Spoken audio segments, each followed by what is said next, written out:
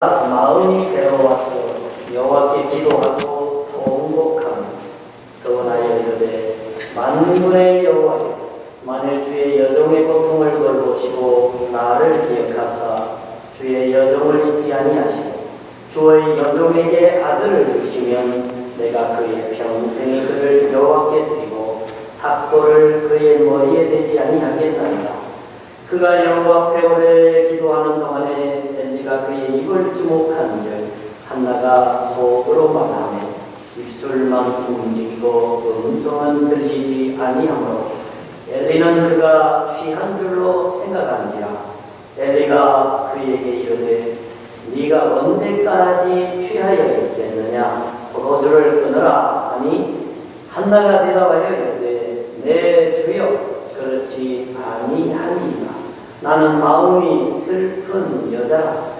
포도주나 독주를 마신 것이 아니요 여호와 앞에 내 심정을 통한 것뿐이오니 당신의 여종을 악한 여자로 여기지 마옵소서.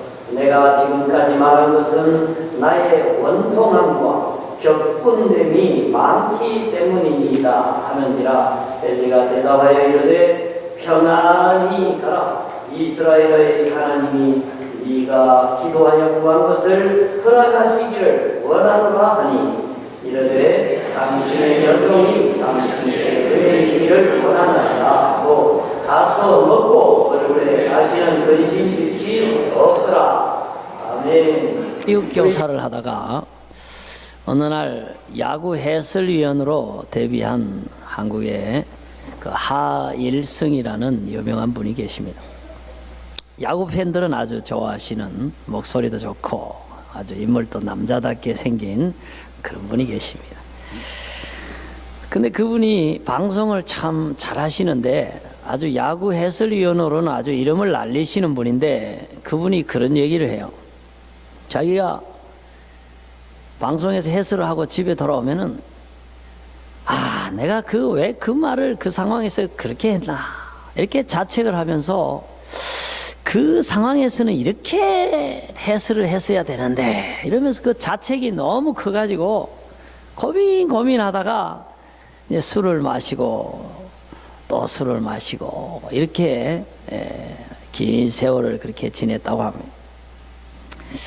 그랬더니 자기도 모르게 그 근심과 스트레스와 그 술이 아주 간을 나쁘게 만들고 또 여러 가지 심혈관 계통을 망가뜨려 가지고 몇 군데를 대수술을 하고 이제 그런 인체의 중요한 장기를 떼내는 그러한 일들이 있었다, 이렇게 얘기하는 것을 들었습니다. 실제로 우리가 근심을 한다, 걱정을 한다, 어떤 무거운 스트레스에 시달린다 하는 것은 우리 인체에 큰 해를 미칩니다. 캘리포니아에 로마 린다라는 대학교가 있습니다. 그 대학교에서 잠언 17장 22절 이하의 말씀을 가지고 의학적으로 검증이 되는가 해서 의과대학 팀들이 연구를 했습니다. 잠언 17장에는 어떤 말씀이 있냐면은 마음의 즐거움은 양약이 되어도 심령의 근심은 뼈를 마르게 한다 하는 말씀이 있어요. 그래서 그 로마린다 대학교에서 정말 즐겁게 되는 것, 웃는 것, 이것이 우리 건강에 도움이 되나 해서 이제 한 100사람을 실험 대상으로 해서 많이 웃을 때하고 웃지 않을 때에 그 심장의 심박도라든지 수면 상태라든지 혈당이라든지 이런 여러 가지를 조사를 했습니다. 그랬더니 즐겁게 웃으면서 자주 사는 사람들은 훨씬 심장이 건강하고 정신적으로도 건강하고 이렇게 수면도 잘 취하고 음식 소화도 잘 시킨다 하는 결과가 나왔어요. 그런가 하면은 삶의 큰 충격이나 스트레스에 노출된 사람들을 대상으로 조사한 결과에는 스트레스와 근심, 걱정에 노출된 사람이 그렇지 못했을 때에 비교해서 굉장히 소화도 못 시키고 잠도 잘 못 자고 혈압도 올라가고 우울증에 더 많이 걸리고 하는 등등의 여러 가지 부정적인 영향을 미친다고 발표를 했습니다. 특별히 우리가 근심, 걱정이 있을 때에 이 뼈 속에서 칼슘이 많이 빠져나간답니다. 실제로. 그래서 그 사람들이 깜짝 놀란 거예요. 3000년도 더 전에 의학도 모르는 그때에 성경에 쓰여진 심령의 근심은 뼈를 상하게 하느니라, 이 말씀이 요즘 현대의학으로 검증되는 걸 보면서 깜짝 놀란다. 그럼 놀랄 거 없습니다. 하나님이 다 아시니까 성경 기자를 통해 진리를 말씀해 주셨으니까 뭐 3000년 전이나 지금이나 동일한 진리가 되는 것이죠. 그래서 우리는 금년 한 해 정말 건강하게 살기를 원합니다. 행복하게 살기를 원합니다. 우리가 주님 뜻대로 살기를 원합니다. 근데 그것이 근심하지 않는 것, 걱정하지 않는 것, 스트레스 받지 않고 평안하게 사는 것하고 다 관련이 있다 하는 것입니다. 우리 예수님께서 그런 말씀을 하셨습니다. 수고하고 무거운 짐진 자들아 다 내게로 오라. 내가 너희를 쉬게 하리라. 여러분, 우리 삶을 돌아보면은 한두 가지 걱정은 다 있는 것 같아요. 뭐 이런 걱정인 사람 저런 걱정이 있는데 우리가 이러한 걱정을 내가 해결하지 못하기 때문에 근심, 걱정, 스트레스가 되면 그게 내가 행복하지도 않고 내 몸에 해가 됩니다. 그래서 금년 한 해 이런 무거운 짐들, 근심거리들 이런 거 다 주님께 갖다 드리고 평안을 누리는 그런 한 해가 되시기를 주님 이름으로 축원합니다. 아멘. 주님이 그러셨어요. 평안을 내게 주노라. 내가 주는 평안은 세상이 주는 평안과 다르다. 세상이 알 수도 없는 평안을 주노라 그랬습니다. 여러분, 베드로를 보세요. 이미 야고보는 잡혀서 목이 잘려서 죽었습니다. 베드로도 죽이려고 감옥에 가두었어요. 이제 날이 새면 자기도 죽는데 군사들 품에 딱 끼어서 이렇게 자는데 쿨쿨 자요, 여러분. 나 같으면 잠 안 오겠어요. 내일 아침에 지금 죽는데 감옥에 갇혀서 꽁꽁 묶여 있는데 어떻게 잠이 오겠습니까? 그런데 베드로가요, 쿨쿨 자요. 천사가 와서 깨워서 다 풀어지고 문이 열리고 나가라고 할 때까지 쿨쿨 잤어요. 이거는 하나님이 주신 평안이에요. 세상이 이해할 수 없는 평안입니다. 사랑하는 성도 여러분, 그렇습니다.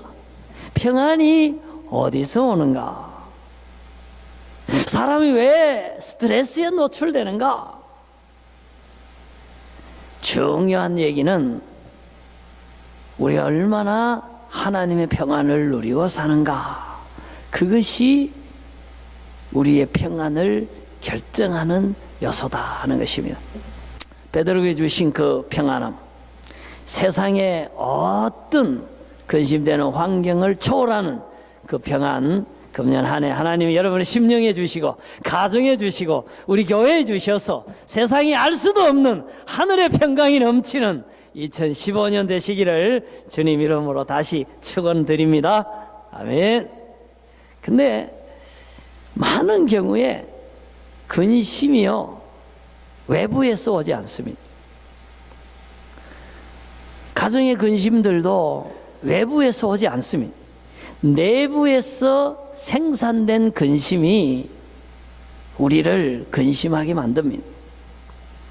그래서 우리가 평안하게 살기 위해서는 근심이 없어야 되는데 근심을 만들지 말아야 평안으로 가는 첫걸음이 된다 하는 것입니다.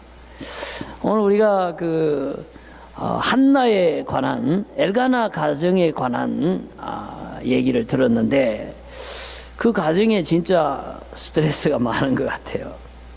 여기 한나가 얘기한 거 보면은 진짜 이 괴로운 게 많은 것 같아요. 기도하면서 그 표현한 그 단어들을 한번 보세요. 한나가 마음이 괴로웠다 그랬어요. 여호와께 기도하고 통곡하며. 우리 보통 그냥 이래 울거나 아니면 조용히 눈물 뚝뚝 흘리지 으아 이러면서 통곡은 안 하잖아요. 그러니까 이 마음이 굉장히 힘든 거예요 지금. 그 기도하면서 그랬어요. 여호와여 주의 여종의 고통을 돌보시고. 고통이라고 했어요.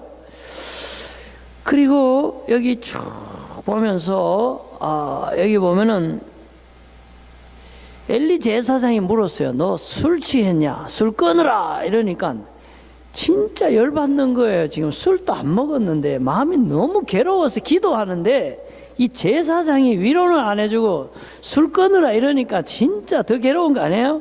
이러는 거예요. 내가 원통함과 격분됨이 많기 때문입니다.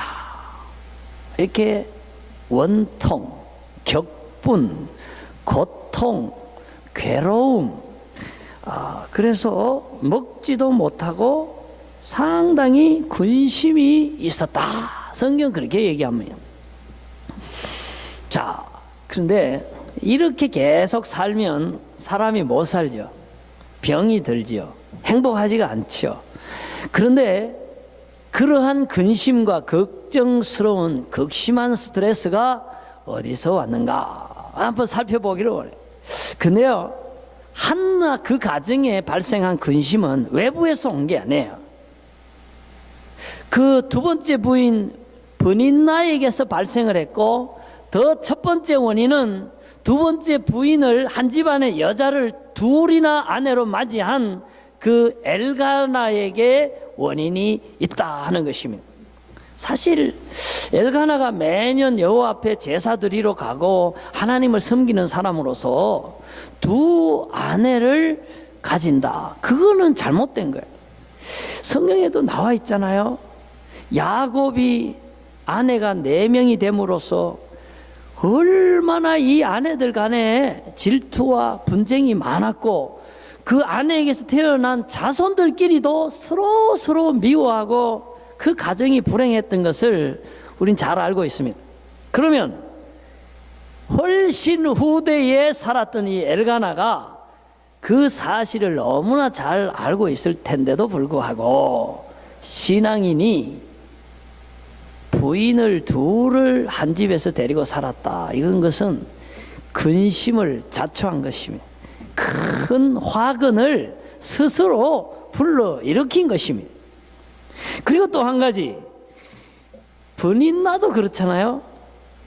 어차피 자기가 결혼해 올 당시에는 이미 첫째 부인이 먼저 있었어요. 그럼 그 집에 두 번째로 왔을 때는 자기가 그 상황을 알고 왔을 텐데 뭐 오지를 말든지 왔으면 그 첫 번째 부인하고 잘 지내든지, 아니 우리끼리 얘기해요. 그렇게 했어야지 와가지고 너는 애 못 낳았지, 나는 아들 낳았다 이러면서 막 약 올리고 너도 뭐 여자냐 뭐 이러면서 계속 이렇게 격동을 시키니까 그 가정이 분란이 일어나게 되었다 하는 것입니다. 근데 이게 한나 집안의 얘기가 아닙니다, 여러분. 여러분 집안에 근심이 있다면 그 근심의 원인이 무엇인가를 우리가 생각해 볼 때에 진짜 이 근심이 남편이나 아내나 자녀로부터 발생되지 않고 완전 외부에서 날라 들어온 생뚱맞은 근심은 별로 없습니다, 여러분. 그래서 우리가 평안하게 살기를 원할진데 우리 가정 안에서 나로 원인이 돼가지고 걱정거리나 분란이 생기는 일들을 행하지 않아야 됩니다. 그렇게 할 때에 금년 한 해가 평안하게 될 수 있다 하는 것입니다. 제가 로스앤젤레스 살 때에 그 트레스 디아스가 한창 그 유행을 했어요. 그래서 어떤 우리 교회 집사님 한 분이 그 트레스 디아스에 갔다 와서 은혜를 받고 이게 뭔지 목사님 또 알아야 된다 이래가지고 저를 거기 보냈어요. 그래서 우리 교회에서도 트레스 디아스가 유행하니까 그게 뭔지 목회팀이 파악을 해야 된다 해서 저를 이제 보냈어요. 가서 이제 각 교회에서 온 한 40여 명의 사람들이 3박 4일 동안에 이제 그 트레스 디아스 수련회를 진행을 하는데, 지금은 내가 그 얼굴도 기억 안 나고 이름도 기억이 안 나는데 30대 후반 정도의 아저씨가 한 이틀 지나고 난 뒤에 제가 이제 목사인데 거기 트레스 디아스에 참여한 걸 알고 저보고 좀 긴밀하게 좀 상담할 게 있다고 그래요. 그래서 얘기를 하시라고 그랬더니 이러는 거예요. 자기가 그 LA 자바 시장에서 일을 하다가 자기 처자식들은 LA에 사는데 엘살바도르에서 그 옷을 만드는 공장이 있어서 파견 근무를 나갔는데, 그 엘살바도르 공장에서 일하는 그 아가씨 하나하고 정이 들어가지고 지금 살림을 하고 있대요. 그래서 그 여자하고 지금 같이 사는데 자기가 아무리 생각해도 이거 잘못된 것 같은데 지금 이 부인은 모른대요. 지금 LA에 있는 부인은 모르고 지금 이런 상황인데 목사님 어떻게 하면 좋겠습니까? 이래요. 여러분 임 목사면 뭐라고 하겠어요?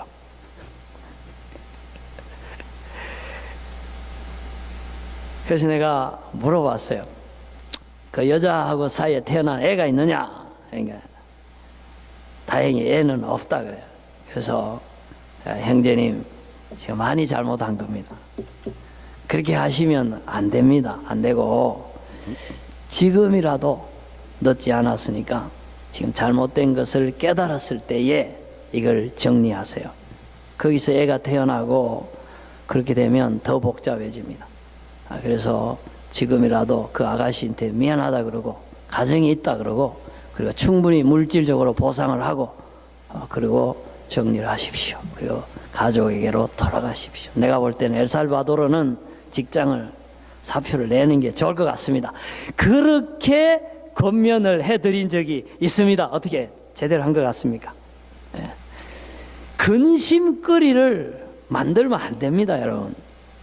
자기 부인이 있는데 내연에 철을 둔다, 거기서 자식이 생긴다, 두고두고 그 가정이요 근심거리가 되고 그 인생이 분란이 일어납니다, 여러분.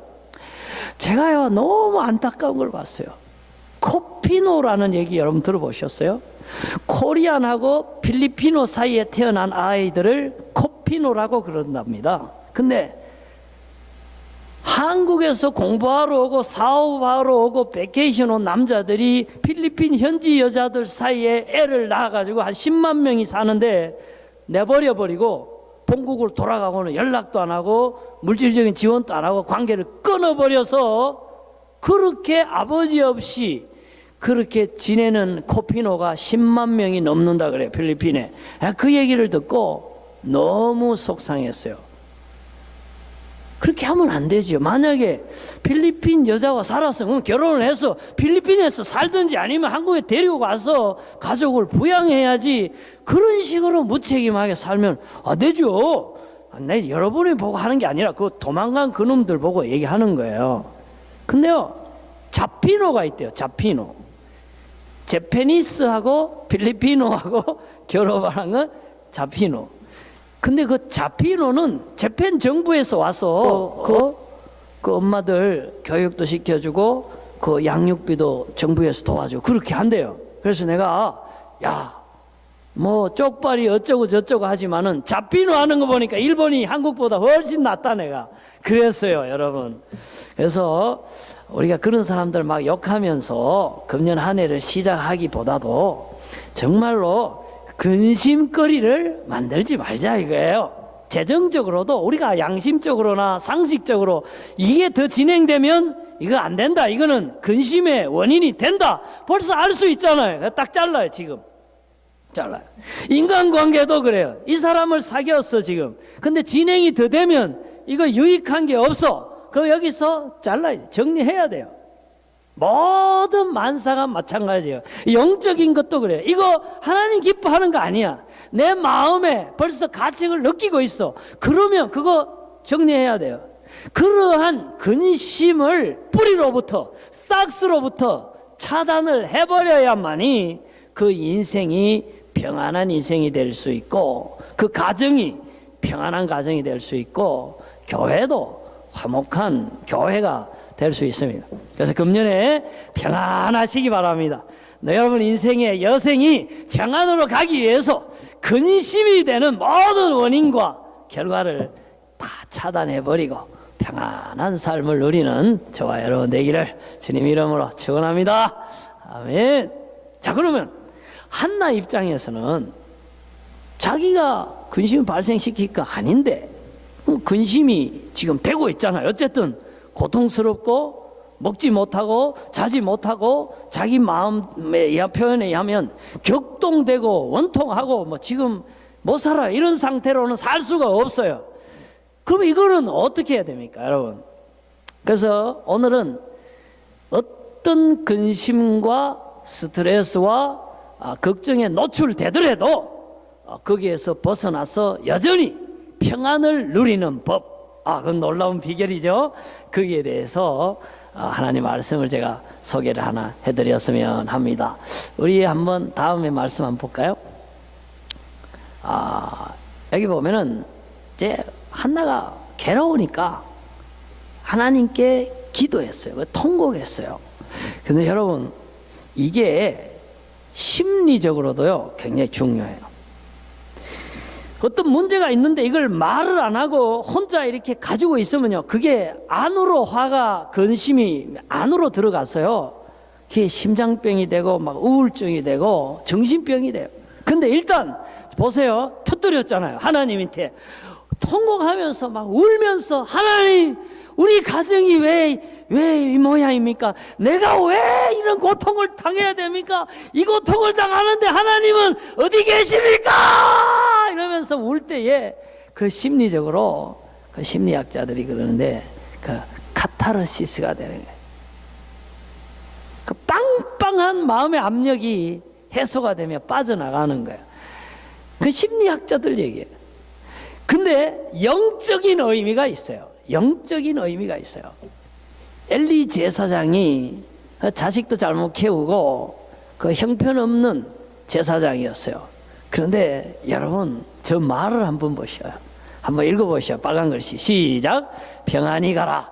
이스라엘의 하나님이 네가 기도하여 구한 것을 허락하시기를 원하노라. 야, 근데 하나님이요 저 제사장의 말을 이루어 주셨어요. 한나가 기도한 그 다음에 근심 그대로 있어요. 번인나 그대로 계속 약 올리고 격동시켜요. 그럼에도 불구하고 한나는 더 이상 근심하지 않습니다. 여기 보세요. 가서 먹고 얼굴에 다시는 근심빛이 없더라. 아멘. 할렐루야. 한번 따라해 보세요. 가서 먹고 얼굴에 다시는 근심빛이 없더라. 할렐루야. 이게 은혜입니다, 여러분. 이게 기도의 응답입니다. 이게 바로 하나님이 살아계셔서 사랑하는 성도들에게 주시는 은혜입니다, 여러분. 여전히 두 부인이 있고 여전히 분인나는 격동시키고 전에 고통스러워하고 괴로워하고 잠 못 이루던 그 상황은 존재하는데도 불구하고 여호와를 믿고 여호와를 의지하고 여호와께 모든 걸 맡기고 기도한 다음에 주의 종의 축사를 받은 다음에 근심하지 않아요. 잠잘 자요 소화 잘 시켜요. 이게 은혜다 하는 것입니다. 제가 참 교회에 어려움이 많은, 제가 이 목회위원장을 하다 보니까 여러 교회들을 이제 돌보게 되는데 어려움이 많은 교회가 있어요, 요즘. 그래서 그 목사님이 막 근심 걱정 중에 지금 지내고 있는데 제가 지난번에 만나서 그랬어요. 목사님, 이런 모든 근심 걱정을 목사님 혼자 끌어안고 걱정한다고 해결이 안 됩니다. 그리고 또 하늘의 하나님께서 또 해결해 주셔야 되니까 계속 기도하는 중에 또 슬기롭게 또 사랑으로 은혜로 그렇게 극복해 보십시다. 이렇게 권면을 하고 이제 한동안 저도 그분을 위해서 기도해 드리고 그분도 쭉 기도를 하다가 요 며칠 전에 다시 물어봤어요. 목사님 교회 상황이 어떻습니까? 그랬더니 그 목사님 대답이 아주 이래요. 상황은 뭐 별반 변한 게 없습니다. 그런데 이상하게 한 달 전하고 지금 내 마음이 다릅니다. 이래요. 그 마음이 어떻습니까? 전혀 걱정이 안 됩니다. 평안합니다. 이래요. 할렐루야. 그게 은혜예요, 여러분. 1차적으로 하나님이 은혜 주실 때에 상황과 상관없이 하나님이 평강을 주셔요. 그렇잖아요. 베드로가요, 내일 아침에 잡혀 죽는데 이미 야고보는 목이 잘려 죽었는데 어떻게 그 밤에 감옥에서 잠을 잘 수 있습니까? 이거는 하나님이 주신 평안이에요. 여러분, 그 평안이 지금도 있습니다. 우리가 근심하는 거, 우리가 걱정하는 거, 그러나 내가 해결하지 못하는 한나처럼 괴로운 문제를 주님께 가지고 가십시오. 모든 걸 맡기십시오. 살아계신 하나님, 능력의 하나님, 나를 사랑하사 독생자까지 아끼지 아니하신 하나님, 기도하면 문이 열리고 응답을 받는다고 말씀하신 그 하나님이 내 문제, 내 기도 들으신다고 믿고 다 맡기면 하나님이 먼저 평안, 걱정되지 않도록, 잠 잘 잘 수 있도록, 건강에 손상되지 않도록 평강을 주시는 은혜가 있다 하는 것입니다. 우리가 부르는 찬송가 가운데 여러분 뭐 이런 거 있어요. 평화로다 하늘 위에서 내려오네 하는 그런 찬양이 있어요. 이따 우리가 이제 부를 텐데 그 가사 한번 보실까요? 근데 이게 이제 코넬 쿠퍼라는 두 사람이 작사 작곡을 했는데 이 찬송가를 작사하게 된 그 배경이 있어요. 간증이 있어요. 이 쿠퍼라는 사람이 가정에 너무 막 복잡하고 근심 걱정이 너무 많으니까 답답해가지고 교회에서 집회가 있다 그러니까 거기 가서 기도나 한번 해볼까 하고 감리교 수련회가 열리는 집회에다가 참여를 한 거예요. 거기서 이제 예배드리고 찬양 부르고 기도하고 말씀을 듣는 중에 은혜를 받았어요. 근데 아직 상황이 그대로인데 이 사람이요 마음이 너무 평안한 거예요. 너무 아무 근심이 안 되는 거예요. 주의 은혜가 너무 크고 하나님의 그 손길이 자기를 붙잡고 있다는 게 느껴지니까 근심이 이제 걱정이 안 되고 오히려 이 근심 때문에 기도하게 되고 하나님을 만나게 되고 하나님의 은혜를 받게 돼서 감사한 마음이 있어가지고 그 사람이 그래가지고 작사를 저렇게 한 거 아닙니까? 뭐라고 지었냐면 그 2절은 이렇게 돼 있어요. 내 마음속에 솟아난 이 평화는 깊이 묻힌 보배로다. 나의 보화를 캐내어 가져갈 자 그 아무도 없으리라. 평화로다. 하늘 위에서 내려오네. 그 사랑의 물결이 영원토록 내 영혼을 덮어소서. 그래가지고 이거를 이제 이렇게 적었어요. 적어놓고는 이 메모지를 잊어먹은 거예요. 이거를 집회에 은혜 받는다고 잊어먹은 거예요. 근데 이걸 누가 주웠나 하면은 코넬이라는 작곡자가 딱 주운 거예요. 딱 주워가지고 가사를 보니까 야 이게 가사가 너무 이 시적이고 너무 은혜스러우니까 그걸 가지고 오르간에 앉아서 바로 연주를 했는데 2번 또 연주 안 하고 나온 곡이 이거예요. 이게 지금도 세계적으로 많이 불리는 찬송 아닙니까? 우리 후렴만 한번 해볼까요? 첫음 잡아주세요.